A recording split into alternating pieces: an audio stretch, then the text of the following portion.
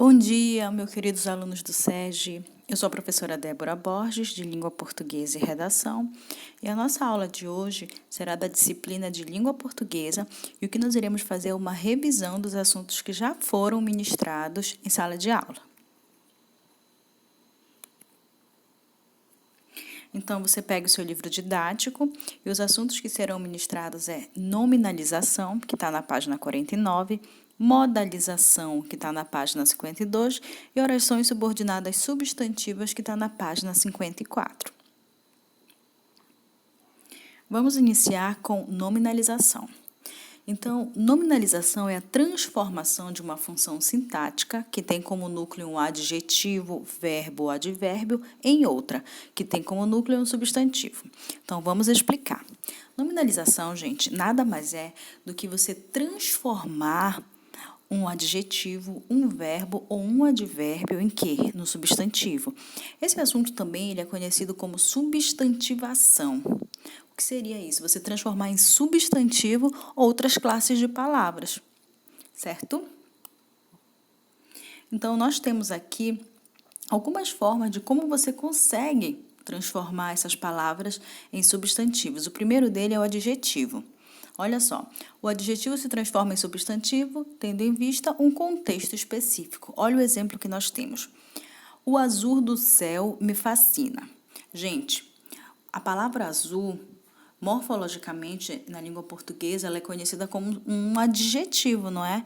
A cadeira azul, o céu azul, a camisa azul. Então, o azul é um adjetivo. Só que aqui, nesse exemplo, o azul do céu, ele deixou de ser um adjetivo e se transformou em quê? Em substantivo. De que forma isso aconteceu? Você colocou um artigo antes. Então, o artigo ele tem o poder de transformar outras classes de palavras em substantivos. Toda vez que você coloca um artigo antes, normalmente essa palavra vai se tornar um substantivo. Então, olha o outro exemplo. O covarde não luta. A palavra covarde também é um adjetivo. O rapaz covarde, a menina covarde, a atitude covarde. Então, a palavra covarde sempre foi um adjetivo. Só que aqui, nesse exemplo que nós estamos vendo, a palavra covarde, ela está como um substantivo. Por quê? Novamente, porque nós temos um artigo antes. Então, a primeira nominalização que nós aprendemos é como? Do adjetivo transformado em substantivo. Isso também vai acontecer com o verbo. Olha o segundo exemplo que nós temos aí. O verbo se transforma em substantivo. Eleitores de 3 estados elegeram seus governadores no primeiro turno. Olha só, a palavra elegeram, olha como ela vai ficar agora quando você transforma ela num substantivo. A eleição de 13 governadores ocorreu no primeiro turno. Então, elegeram se transformou em eleição. Isso a gente pode lembrar também do exercício que vocês fizeram na semana passada, que era uma atividade, que era um texto do Steve Jobs, lembra? Uma biografia dele, falando onde ele nasceu. Então, no exercício que vocês tinham que fazer, vocês tinham que transformar os verbos em substantivos. Vocês tinham que fazer uma nominalização dos verbos. De que forma? Ao invés de colocar nasceu em 25 de dezembro, não, você colocou como nascimento, 25 de dezembro. Ao invés de falar fundou a Apple, você vai colocar o quê? Fundação da Apple. Então, fundou, fundação. Então, aqui como está, elegeram, eleição. Então, normalmente, a gente também consegue fazer isso, transformar verbos em substantivos. Seguindo, nós temos aí ainda derivado de uma oração. Uma oração inteira aqui vai se transformar em substantivo. Olha o exemplo que nós temos. Descobriram que ele é desonesto. Olha como ficariam. Descobriram a desonestidade dele. Então, é desonesto, virou o quê? Desonestidade. A palavra desonesto virou desonestidade. Então, isso também é uma forma de transformar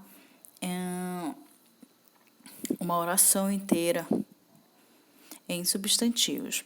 A última aqui é forma nominal do verbo. Então, você vai transformar os verbos que estão na sua forma nominal, que é no infinitivo, que terminam com R no final, vocês lembram disso? Em um substantivo. Olha o exemplo. Eu fui jantar com Maria. Olha a palavra jantar. É um verbo que está no infinitivo. Olha no que ele se transformou. O jantar. O jantar é o quê, gente? Substantivo. Lembra que eu falei para vocês que o artigo na frente de muitas palavras vão se transformar em quê? Em substantivo. Eu posso falar, ela foi olhar a rua. Olha, a palavra olhar é um verbo. Agora, se eu falar assim mesmo, o olhar da menina é triste. O olhar é o quê, gente? Agora, substantivo. Então, esse assunto é nominalização, que é a transformação de outras classes de palavras em substantivos. Ok.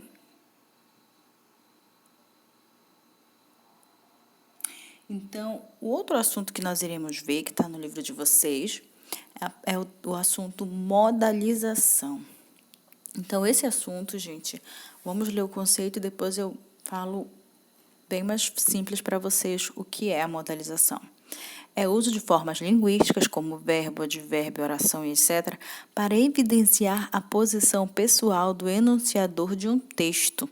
Esse recurso lhe permite ser mais pessoal e subjetivo ou mais neutro e objetivo. Então, a modalização, gente, nada mais é do que você usar uns termos, umas palavras que podem ser verbo, advérbio, oração, e você vai conseguir... O que aconteceu aqui? E você vai conseguir evidenciar o que é a sua posição pessoal, a sua opinião a respeito de um assunto usando os termos. Você nem precisa ser tão específico, mas pelas palavras que você usa para enunciar, para falar um assunto, a gente sabe a tua opinião pessoal. A gente consegue ver a tua subjetividade, ou seja, o que tu pensa, o que tu sente, por meio de algumas palavrinhas que tu usa no teu texto. Então, essas palavras, elas são muito importantes quando você for escrever uma redação. Por quê, gente? Porque você vai estar mostrando, você está usando argumentos, você está argumentando e mostrando a sua opinião a respeito de algum assunto. Então, olha só, por meio de constatações. Que palavras são essas que você pode mostrar que você constatou algo? Eu notei, olha o exemplo, que o interfone tocou. O termo eu notei é uma forma de você modalizar o assunto e você mostrar a sua opinião a respeito de algo. O saber. Eu sei que o interfone tocou, então, eu notei, eu percebi, eu sei. Tudo isso são termos que você usa para mostrar a sua posição a respeito do assunto. Outros exemplos que nós temos aqui. Quando você quer indicar certeza de algo, você pode muito bem dizer, creio que o interfone tocou, certamente que o interfone tocou. Então, esses termos aqui, olha, creio, é verbo, né? Certamente, completamente, que já são o quê? Advérbios. São palavras que você usa que, novamente, você vai estar mostrando o que você acha a respeito, o que você sente. Possibilidade. Olha a possibilidade, indica que você não tem tanta certeza disso, mas é possível que aconteça. Então, é possível que o interfone toque, provavelmente, você não tem certeza, provavelmente o interfone tocará, mas às vezes você pode também mostrar um desejo de algo que você quer. Então, que termos você poderia usar para fazer isso? Eu gostaria que os vizinhos fossem mais tolerantes, eu desejo que... E confirmação, quando você garante alguma coisa. Eu garanto que a festa vai ser interrompida, eu tenho certeza. Então, esses termozinhos aqui, a gente está mostrando para vocês que são termos que indicam a tua opinião. Isso é uma modalização, é quando você pega uma frase e coloca a sua opinião. Você mostra o que você, a sua subjetividade a respeito do que você... Então, você consegue se expressar e mostrar a sua subjetividade por meio desses termos que nós acabamos de falar. Isso é modalização. E, por fim, o assunto que nós iremos falar agora são orações subordinadas substantivas. Para isso, nós temos que lembrar o que são orações.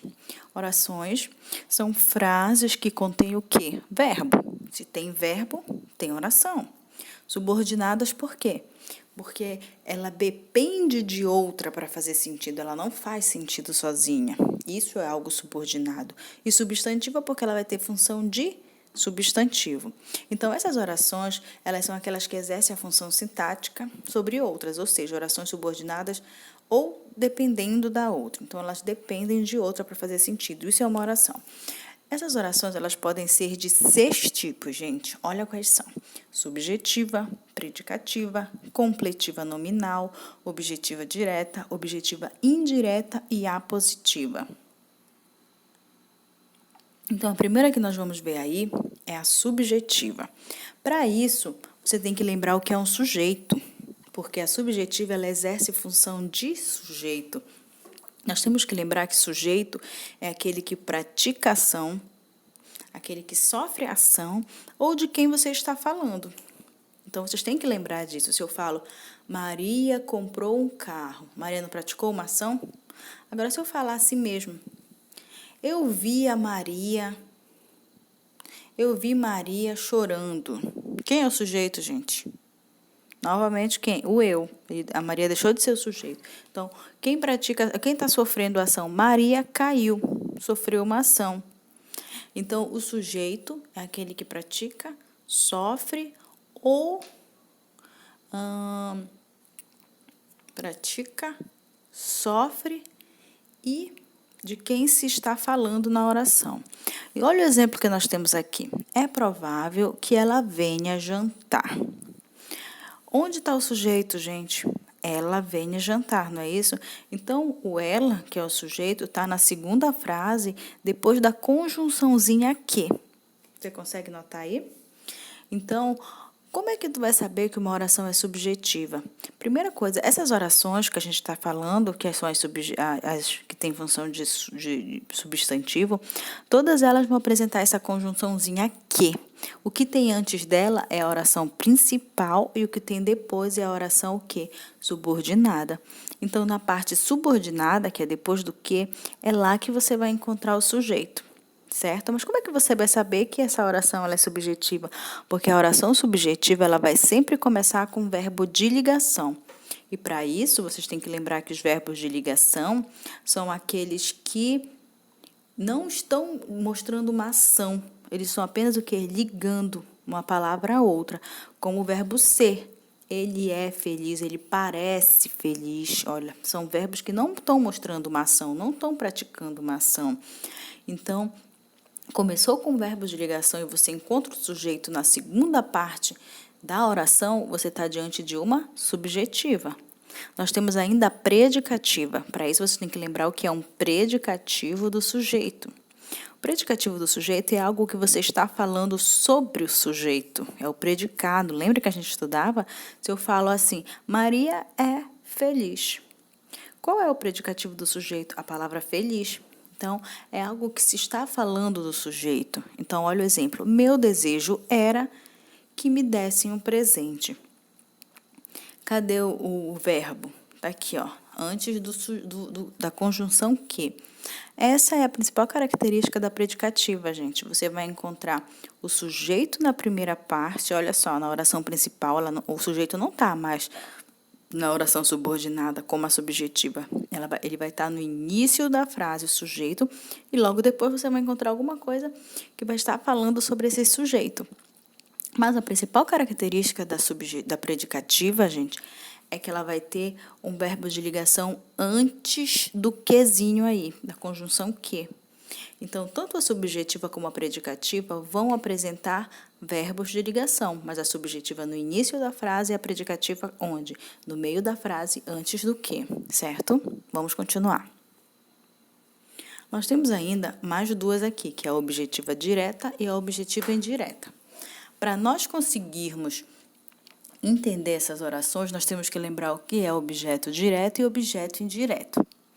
Então, nós conseguimos notar que objetos são complementos do verbo. Então, quando você encontrar uma oração, encontrar o verbo e do lado do verbo, as palavras que tiverem, o termo que tiver, eles vão ser os objetos, os complementos do verbo. Só que esses complementos, às vezes, eles vão ter preposição e, às vezes, eles não vão ter preposição. Então, preposição, vocês têm que lembrar que é aquela classe de palavras que apenas liga duas palavras. Por exemplo, o de, o em, o para, o com. Lembram delas? Isso são preposições. Então, quando você tiver uma frase encontrar o verbo e do lado desse verbo não tiver preposição, você vai estar diante de uma objetiva direta, ou seja, de um objeto direto. E quando do lado desse verbo você encontrar uma preposição, você vai estar diante de um objeto indireto. Tem preposição, é indireto. Então, vamos olhar o exemplo aqui. Nós desejamos que sua vida seja boa. Isso é da objetiva direta. Cadê o verbo? Desejamos, está até marcado de vermelho aqui. Do lado desse verbo, tem alguma preposição? Que, em, para, de, da. Tem aí, gente? Não. Você tem um verbo que indica ação. Olha só, gente, a gente estava falando ainda há pouco da subjetiva e da predicativa, eles tinham verbos de ligação. A objetiva direta e a indireta, eles não vão ter verbos de ligação, eles vão ter verbo que indica ação. Então, nós desejamos que sua vida seja boa. Desejamos é o verbo e do lado dele não tem preposição. Então, você vai estar diante de uma objetiva direta. Qual a principal característica da objetiva direta? Você vai encontrar um verbo, você vai encontrar a conjunção que, e antes e entre essa conjunção e o verbo não tem preposição. Essa é a principal característica da objetiva direta. Da objetiva indireta, que exerce a função de objeto indireto, vai acontecer a mesma coisa. Você vai encontrar o verbo recordo-me. Mas só que do lado desse verbo você vai encontrar aí a preposição de, tá vendo? Recordo-me de que tu me amavas. Então, o de é a preposição e ele vai estar junto do verbo. Então, quando encontrou o verbo e essa preposição do lado, você vai estar diante de uma objetiva indireta, que vai ter função de objeto indireto, ok? E, por fim, as últimas duas que nós temos é a completiva nominal e a positiva. Para estudarmos essas duas orações, você tem que lembrar o que é um complemento nominal. Ou seja, você tem que lembrar que os substantivos têm complementos. Então, isso é um complemento nominal. Olha, se eu falo assim mesmo para vocês, eu tenho medo do escuro. A palavra medo é um substantivo e cadê o complemento dele? Do escuro. Isso é o complemento nominal. Então, normalmente, do lado desse substantivo, você vai encontrar uma preposição também. Vamos olhar o exemplo que nós temos aqui da completiva nominal. Temos necessidade de que nos apoiem. Olha só, temos é um verbo e necessidade, a palavra necessidade é um verbo? Não, gente, a palavra necessidade é um substantivo.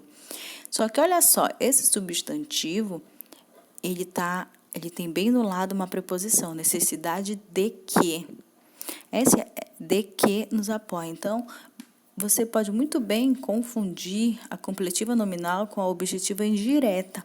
Só que a diferença delas duas é a objetiva indireta vai ter uma preposição antes do verbo. A completiva nominal ela vai ter uma preposição antes do substantivo, ok? Completiva nominal vai ter uma preposição antes do substantivo, como nós estamos vendo aqui. Temos necessidade de que nos apoie. A palavra necessidade é um substantivo, assim como a palavra medo, que eu falei, tenho medo do escuro, lembra? Vai estar diante de um substantivo. E, por último, nós temos a apositiva. A apositiva, ela vai exercer função de aposto. Para isso, você tem que lembrar o que é um aposto. Aposto é um termo que está explicando a palavra anterior.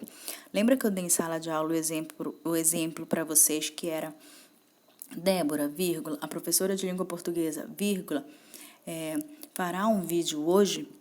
Quem é a professora de língua portuguesa? Não é a explicação de quem é Débora? Isso é um aposto, certo? Então, o aposto explica o termo anterior. E essa explicação, ela pode não só estar entre vírgulas, como eu mostrei para vocês, ela pode estar com 2 pontos, que é o exemplo que nós temos aqui da apositiva e que é a principal característica da apositiva. É apresentar esses 2 pontos aí. Você encontrou os 2 pontos antes do que? Pode marcar sem dúvida que é o quê? Uma apositiva. Olha o exemplo. Desejo-te uma coisa. 2 pontos. Que coisa você está desejando? O que é essa coisa? Que tenhas muita sorte. Então, que tenhas muita sorte é a explicação da coisa que a pessoa está desejando. Só que isso aí vai estar como, gente? Separados por 2 pontos antes do que, certo? Então, essa é a positiva. Então, essas são, gente, as 6 orações subordinadas substantivas. Isso aqui é só para a gente lembrar desse assunto, porque esse assunto já foi ministrado em sala de aula. Vocês fizeram exercícios sobre esse assunto e a gente vai fazer outros exercícios ainda. O livro já não tem mais o que fazer desse assunto, já foi resolvido tudo. Então, essa semana ainda, a gente vai estar enviando para vocês os exercícios a respeito desse assunto. Eu espero que vocês tenham entendido. Qualquer dúvida, vocês podem fazer no próprio canal uma pergunta. Eu vou responder para vocês sem nenhum problema. E muito obrigada, gente. O mesmo de sempre. Fiquem em casa, evitem sair, ficar andando por aí, empinando pipa ou jogando futebol. Façam isolamento social, fiquem com a família de vocês, defendam e protejam quem vocês amam. De que forma você vai fazer isso? Não contaminando elas, não se contaminando. Então, se comportem, estudem, que a gente ainda não está de férias, falta pouco, vamos continuar assistindo os vídeos. Gente, eu tenho notado que poucas pessoas estão assistindo o vídeo. Logo no começo, há umas 2 semanas atrás, tinham muito mais visualizações. Vocês pensam que eu não procuro isso? Estou procurando saber se vocês estão assistindo, e pelo que eu estou vendo, não estão. Então, é importante que vocês assistam os vídeos, realizem as atividades. Se você não vai imprimir a folha que a professora está fazendo, você pode baixar a folha, olhar e resolver os exercícios no caderno de vocês, mas não fiquem sem fazer. A nossa obrigação e a obrigação da escola está sendo feita, que é o quê, gente? Enviar para vocês, fazer aqui, olha, a professora está fazendo vídeo até essa hora para vocês. Por quê? Porque é importante. Eu estou dando aula, eu estou fazendo vídeo, eu estou fazendo esses slides, eu estou aqui gravando, então eu estou trabalhando e vocês também têm que trabalhar. Nós somos uma equipe, certo? Então, muito obrigada. Estudem.